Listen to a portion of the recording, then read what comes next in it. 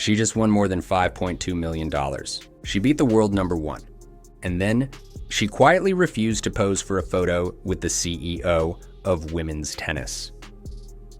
Riyadh, November 8th, 2025. The moment was uncomfortable, silent, intentional. Why did she walk away? The answer leads to a coaching partnership under scrutiny, reports of a complicated personal dynamic, and a story that has left the tennis world deeply divided. This is Elena Rybakina, a private champion whose calm exterior hides a far more complex reality. July 9th, 2022, Center Court, Wimbledon. Elena Rybakina wins her first Grand Slam and becomes the first major singles champion for Kazakhstan. Her reaction? A small smile, a light fist pump, no big celebration, some expected tears or dramatic emotion. But Elena isn't like everyone else. She once explained, "I try not to show emotions. I try to stay calm and not show if I'm upset or angry. A strategy, a mental shield." And yet, after her win, when asked about her parents, she suddenly cried. Through tears, she joked, "You wanted to see emotion." To fans, that moment wasn't detachment. It was a glimpse of someone who feels deeply, but shares carefully. Elena's game is powerful, but her personality is quiet, reserved, and deeply private. That mystery has only made her more compelling. She was born June 17th, 1999 in Moscow. She began tennis at 6 years old, after being told she was too tall for gymnastics and skating. Her family worked hard to support her career, but the financial strain was immense. Tennis is expensive, travel, training, coaching, and the costs kept growing. Her father encouraged college, a safe path, but Elena wasn't ready to give up. Then, in 2018, ranked outside the top 200. The Kazakhstan Tennis Federation made her an offer: support, resources, stability. In exchange, she would represent Kazakhstan. She said yes, and her rise was immediate, from world number 425 to inside the top 40 within a year.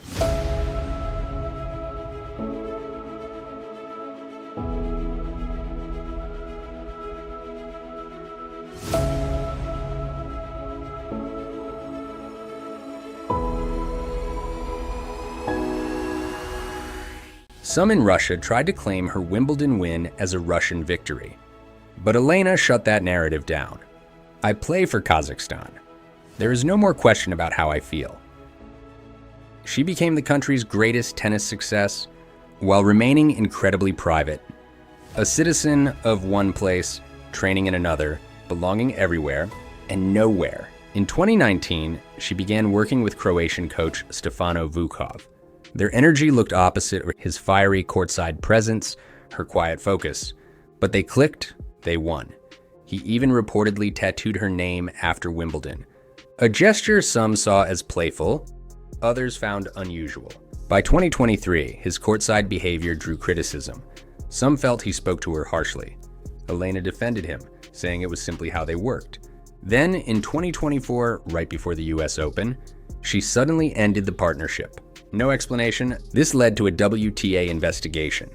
In January 2025, Vukov was suspended for 1 year. According to reporting on the investigation, the WTA described their dynamic as toxic, and he was ordered to complete training on professional conduct. Some reports suggested the relationship was complicated, possibly personal, though no definitive details were made public. In August of 2025, his suspension was lifted after appeal. Soon after, Elena brought him back. For some, this showed loyalty. For others, it raised questions. Even legends like Pam Shriver reacted strongly, arguing Elena was turning her back on those trying to support her. But the truth is simple. No one outside their small circle really knows what their relationship is or why it works. That mystery only made the story bigger. While the world debated her private life, Elena kept winning. In 2025, she reportedly passed 500 aces in a single season, one of the highest totals in modern tennis. She won titles in Strasbourg and Ningbo, then barely qualified for the WTA finals in Riyadh.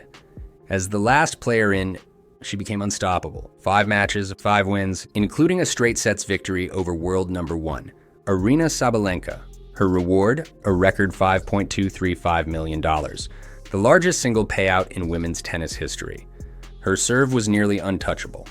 48 aces across 5 matches. Now at 26 years old, she remains firmly among the best in the world. Away from the court, her life is simple. Her beagle, Mulia, friends.